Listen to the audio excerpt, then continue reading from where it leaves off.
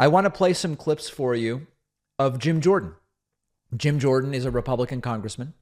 And Jim Jordan is interesting because he is sort of the epitome of the I say a lot of stuff, but when it comes down to it, I don't really stand behind the principles. And when it comes to Jim Jordan, often those principles have to do with a small government conservatism, so-called small government conservatism, and the claim from the right that, oh, we don't want to regulate. We want to let businesses do what they want to do. Jim Jordan appeared the night before last with Sean Hannity. And he seems to be saying here that Apple should be investigated because they've stopped advertising on Twitter. That's several levels deep when it comes to getting pretty involved in the decisions made by private businesses. Take a listen to this. I think there's some other critical questions, Sean, we got to ask. Like, why did Apple change the features on phones in China? Why do that for the CCP? And I think the other key point here is why is Apple no longer advertising on Twitter or pulling back some of their ads? I mean, have they gone woke? So what I want to know is, where's the Apple that a few years ago said we're going to stand up for Americans' privacy? Where's the Tim Cook who told Jim Comey there is no way we're giving the FBI backdoor access to people's phones? That's the Apple we want to see because, again, right now we know one thing, Sean. The left is at war with the First Amendment. The left doesn't want the First Amendment anymore, and that is the key concern here. The left now says this: if you don't agree with them, you're not allowed to speak. And if you think about how crazy that is, okay? These are people who want to tell businesses, you're pulling advertising from Twitter because you don't like Elon Musk. We should investigate that. That's their free speech right. Those businesses have the right to express themselves by advertising or not advertising wherever the hell they want. And they have the gall and the audacity to say it's the left that's against speech.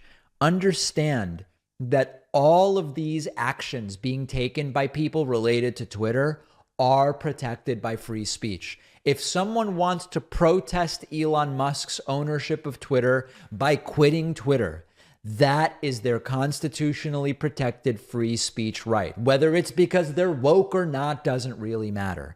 If you want to lobby companies that you patronize to stop advertising on Twitter because you don't like Twitter, that's your free speech right.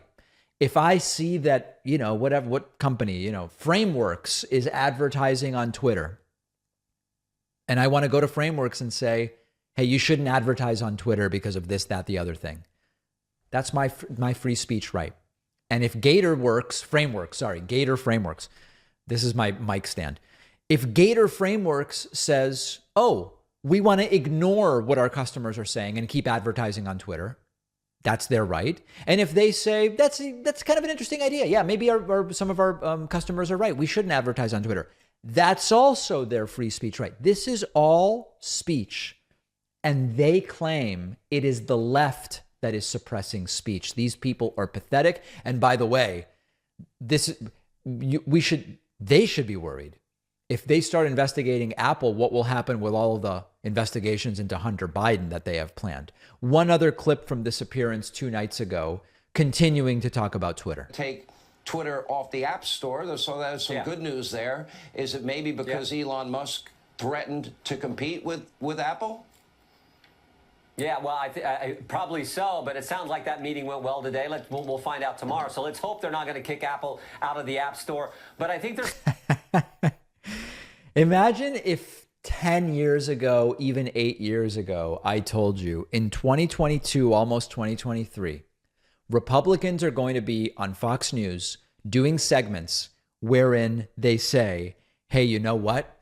We got to make sure that Twitter doesn't get kicked out of Apple's App Store.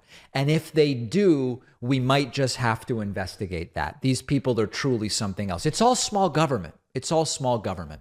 Make sure that you are subscribed to the YouTube channel at youtube.com/The David Pakman Show. We're going to take a quick break and be back right after this.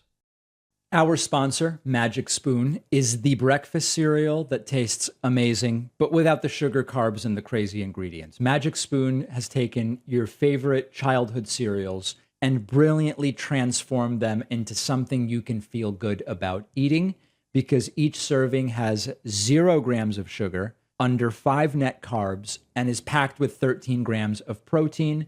So it'll work for keto and low carb, but it's really perfect for anyone who wants the occasional sweet, crunchy treat without the sugar. Their portfolio of 8+ unique, delicious flavors allow you to never get bored. My favorite is maple waffle, but they've got the classics like cocoa, fruity, frosted, also cinnamon roll, blueberry muffin. Our entire team has been eating Magic Spoon for years. We love it.